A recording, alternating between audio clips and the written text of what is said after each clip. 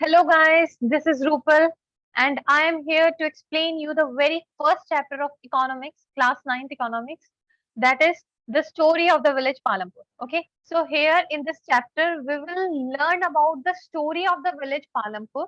This village Palampur is a hypothetical village and this village has been taken into this chapter in order to give you the understanding of some basic concepts of economics. um, when we talk about economics, what is economics? So economics is nothing but the study of production, distribution, and consumption of goods and services. Economics is nothing but the study of production, distribution, and consumption of goods and services in an economy is known as economics. Okay, so in economics, what will you study is simply the production of goods and services, the distribution of goods and services, and the consumptions of goods and services in an economy. Okay, so this is the very basic definition of economics. Okay, now we will learn about some about this sector, that is production of goods and services, in this chapter through an hypothetical village, that is Palampur. Okay, so wait for a sec. Yes.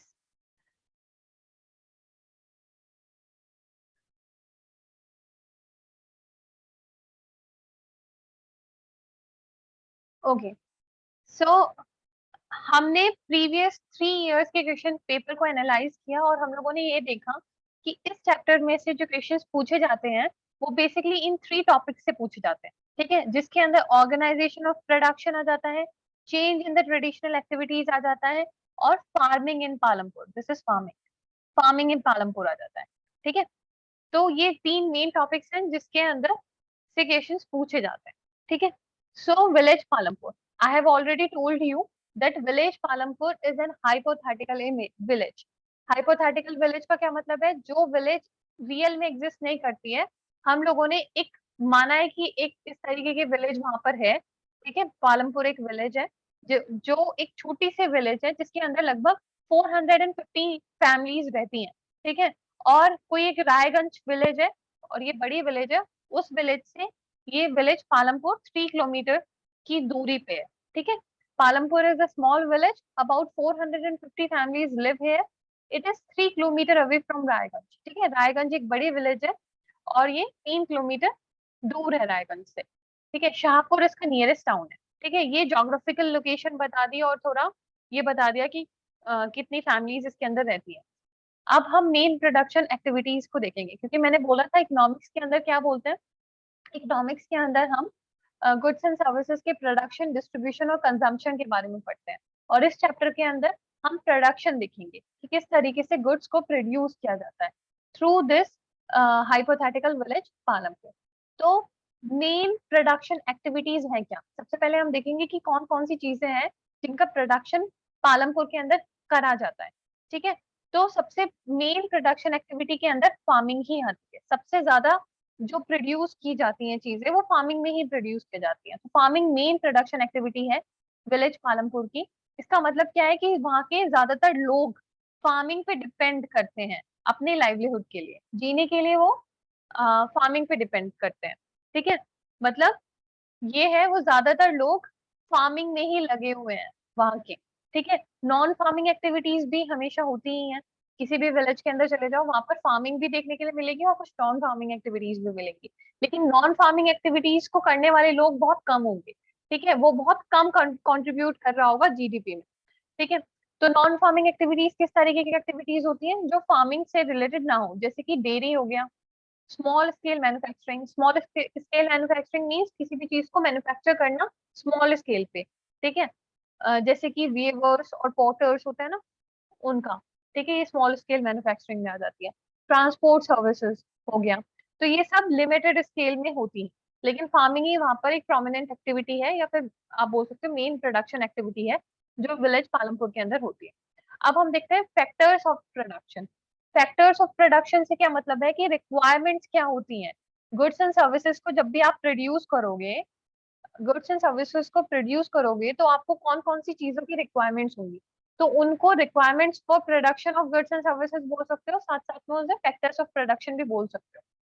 ठीक है, तो factors of production, तीन factor of production होते हैं, first is land, second is labour and third is capital. ठीक है, these are the three factors of production. Okay, are the basic requirements. तो आपको लैंड की, जब भी आप कुछ भी प्रोड्यूस करोगे तो आपको लैंड की भी जरूरत पड़ेगी, आपको लेबर की भी जरूरत पड़ेगी और आपको कैपिटल की भी जरूरत पड़ेगी। तो उन्होंने बोला है land, labour and capital are the basic requirements for the production of goods and services which are popularly known as factor of production. तो लैंड, लेबर और कैपिटल ये बेसिक रिक्वायरमेंट्स हैं, हमें गुड्स एंड सर्विसेज को produce करने के लिए ये तीनों चीजें चाहिए ही चाहिए, और इन्हीं इन्हीं को हम क्या बोलते हैं, फैक्टर्स ऑफ प्रोडक्शन बोलते हैं। ठीक है, तो लैंड क्या होता है, अब हमने बोला फैक्टर्स ऑफ प्रोडक्शन के अंदर तीन आ गए, लैंड, लेबर और कैपिटल, ये तीन फैक्टर्स ऑफ प्रोडक्शन हो गए। अब लैंड क्या होता है, तो land includes all the free gifts of nature. Land के अंदर सारे फ्री गिफ्ट्स ऑफ नेचर आ जाते हैं, जैसे कि सॉइल हो गया, वाटर हो गया, फॉरेस्ट हो गया, मिनरल्स हो गए। तो ये सारे जो भी हमें नेचर से फ्री ऑफ कॉस्ट मिलता है वो लैंड के अंदर आ जाता है, सॉइल, वाटर, फॉरेस्ट, मिनरल्स। ठीक है, so this is land. Labour का क्या मतलब होता है, लेबर का मतलब होता है ह्यूमन एफर्ट। ठीक है, जिस जो ह्यूमन एफर्ट कुछ भी हो सकता है, फिजिकल भी हो सकता है और उसके साथ साथ मेंटल लेबर भी हो सकता है। ठीक है, फॉर एग्जाम्पल अगर हम फार्मिंग की बात करें तो वहां पर लेबर होते हैं ना, पीजेंट्स होते हैं, किसान होते हैं, वो क्या करते हैं, लेबर का काम करते हैं, प्लगिंग करते हैं फील्ड के अंदर, और हार्वेस्टिंग भी वही करते हैं। ठीक है, और सीड्स को डालना, बोना, ये सारे काम कौन करता है, लेबर करती है। तो लेबर का मतलब क्या है यहाँ पर, ह्यूमन एफर्ट का मतलब है। ठीक है, जिसके अंदर फिजिकल और मेंटल लेबर दोनों आ जाते हैं, जिसके अंदर स्किल्ड और अनस्किल्ड लेबर दोनों आ जाती है। ठीक है, फिजिकल कैपिटल क्या होता है, physical capital is the third requirement for production. Third requirement physical capital होता है। फिजिकल कैपिटल के अंदर क्या आता है, देखो फिजिकल कैपिटल दो टाइप की होती है। फिजिकल कैपिटल के अंदर एक तो फिक्स्ड कैपिटल आता है और एक आता है हमारा वर्किंग कैपिटल। फिक्स्ड कैपिटल क्या होता है, जब आप किसी भी चीज में एक बार इन्वेस्टमेंट कर देते हो। ठीक है, जैसे कि टूल्स, मशीन्स, बिल्डिंग्स, यहाँ आपने एक बार खरीद ली, टूल आपने एक बार खरीद लिए, फिर आपको काफी लंबे टाइम के लिए टूल्स की जरूरत नहीं पड़ती।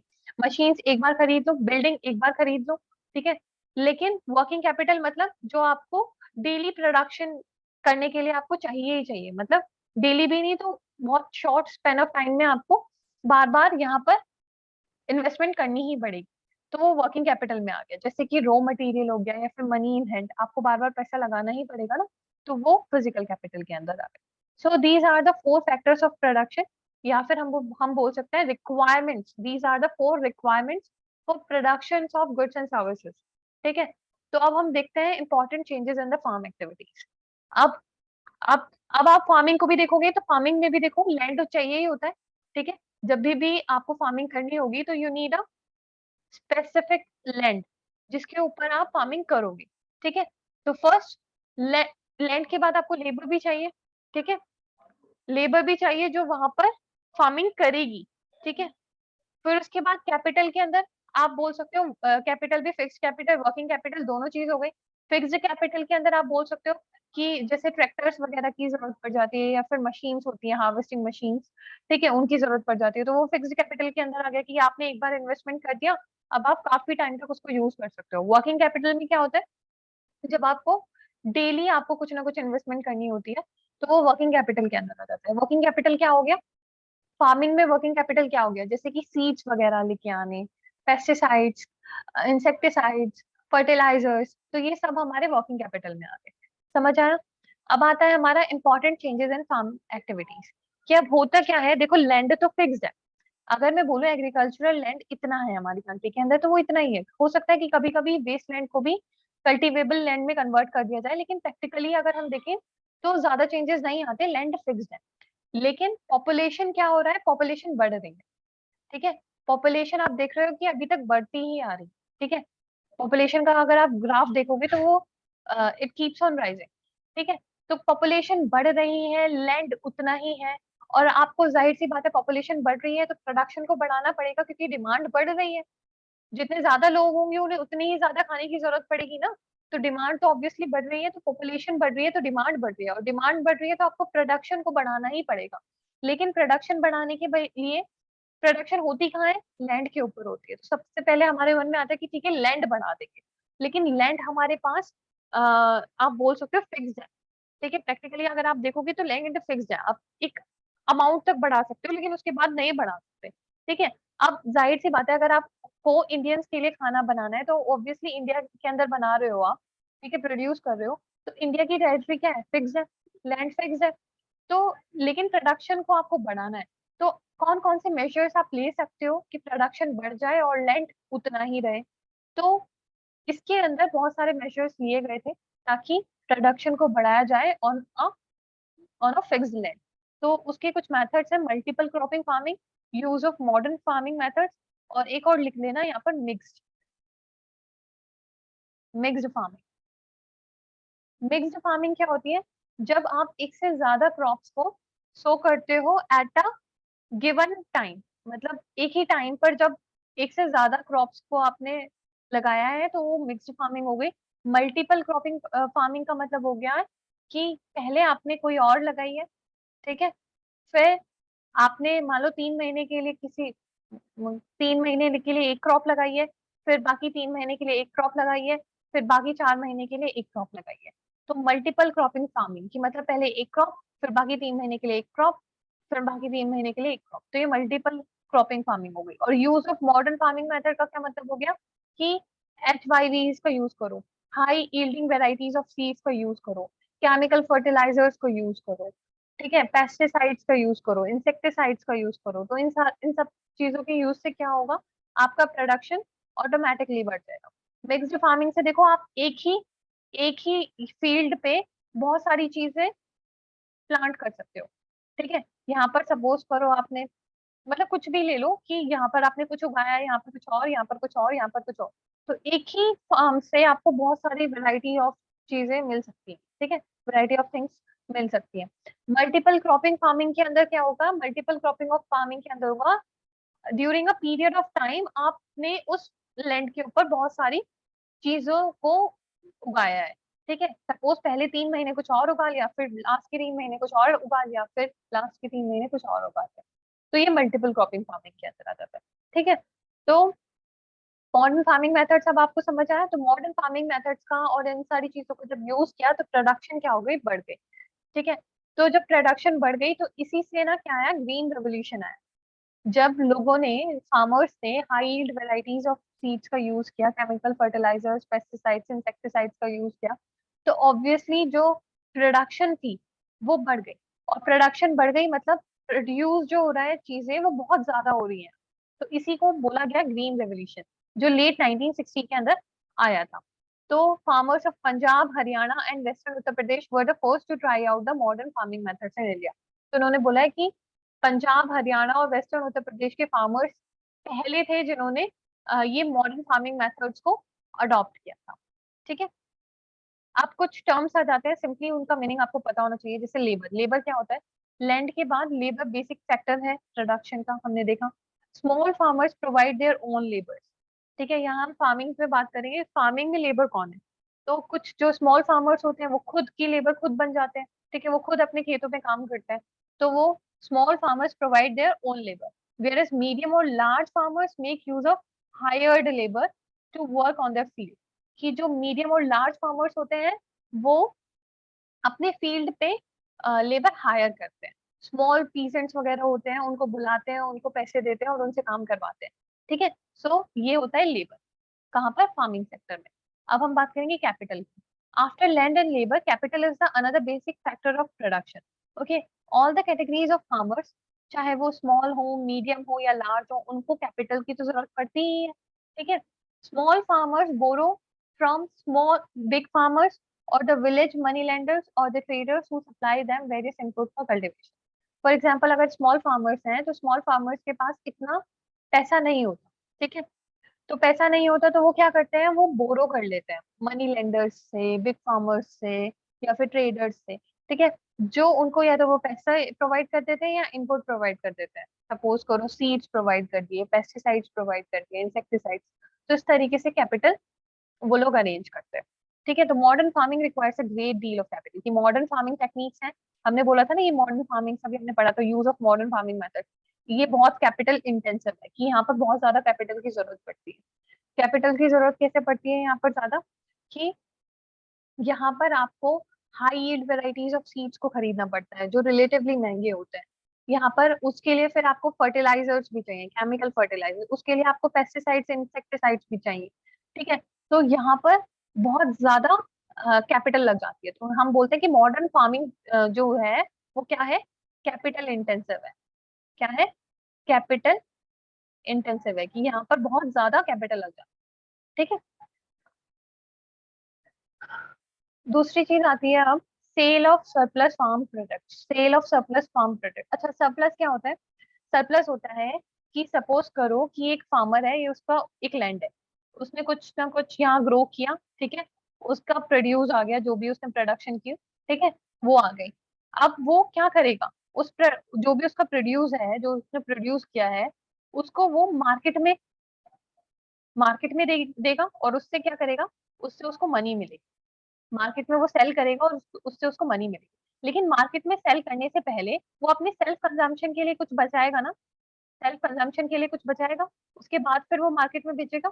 तो सेल्फ कंजम्पशन के लिए बचाने के बाद जितना आप बोल सकते हो जितनी क्रॉप बच जाती है, ठीक है, वो सरप्लस होता है। ठीक है, वो क्या होता है, सरप्लस होता है। तो फार्मर्स सरप्लस को मार्केट के अंदर बेचते हैं। ठीक है, तो लिखा है देखो, farmers produce crops on their land by using three factors of production, कि इन थ्री फैक्टर्स ऑफ प्रोडक्शन को यूज करके फार्मर्स अपने लैंड पे क्रॉप्स को प्रोड्यूस करते हैं। ठीक है, they retain a part of produce for self consumption, की वो कुछ पार्ट अपने सेल्फ कंजम्पशन के लिए रख लेते हैं, और जो सरप्लस होता है, मतलब जो बाकी का बचा हुआ पार्ट होता है, वो उसको नियर बाय मार्केट में बेच देते हैं। That part of the farm produce which is sold in the market is called marketable surplus. तो मतलब वो पार्ट फार्म प्रोड्यूस का जो फार्मर्स ने मार्केट के अंदर बेचा है, उसको क्या बोलते हैं, मार्केटेबल सरप्लस बोलते हैं। ठीक है, small farmers have little surplus output, जाहिर सी बात है, स्मॉल फार्मर्स होंगे तो उनके पास छोटा लैंड होगा और रिसोर्सेज भी कम होंगी, जिसकी वजह से उनका प्रोड्यूस भी कम होगा। तो अपने वो सेल्फ कंजम्पशन से निकालने के बाद जो सरप्लस बचेगा वो भी कम होगा, तो उनके पास लिटिल सरप्लस आउटपुट होता है। इट इज द मीडियम और big farmers only who have substantial surplus produce for selling in the market. तो सिर्फ और सिर्फ बड़े फार्मर्स और मतलब और मीडियम फार्मर्स ही ऐसे होते हैं जिनके पास सब्सटेंशियल सरप्लस होता है, जो वो मार्केट में आराम से बेच सकते हैं। ठीक है, अब आती है नॉन फार्मिंग एक्टिविटीज। तो नॉन फार्मिंग एक्टिविटीज क्या होती है, अब फार्मिंग एक्टिविटीज तो हमने देख ली पालमपुर के अंदर क्या क्या फार्मिंग एक्टिविटीज होती है। It is not the case of Palampur only, कि किसी भी आप विलेज की बात करोगे तो आप देखोगे कि वहां पर फार्मिंग एक्टिविटीज देखने के लिए मिलेंगी आपको, और नॉन फार्मिंग एक्टिविटीज भी देखने के लिए मिलेंगी। तो नॉन फार्मिंग एक्टिविटीज मीन्स जैसे डेयरी हो गई, स्मॉल स्केल मैन्युफैक्चरिंग हो गई, ट्रांसपोर्ट हो गई, तो ये सारी चीजें भी पालमपुर के अंदर होती हैं। लेकिन ये सारी इन सारी चीजों के अंदर जो लोग इंगेज हैं वो बहुत कम है, मतलब बहुत ज्यादा लोग फार्मिंग के अंदर एंगेज हैं। ठीक है, तो out of every 100 workers in the rural areas only 24 are immersed in non farming activities. तो अगर 100 लोग काम कर रहे हैं तो सिर्फ और सिर्फ 24 लोग ही हैं जो नॉन फार्मिंग एक्टिविटीज के अंदर इन्वॉल्व है। बाकी के बाकी के लोग क्या कर रहे हैं, बाकी के लोग फार्मिंग ही कर रहे हैं। ठीक है, तो ये प्रिपोर्शन है। ठीक है, नॉन फार्मिंग एक्टिविटीज भी होती है। So this is the end of the chapter. I hope you will like the video.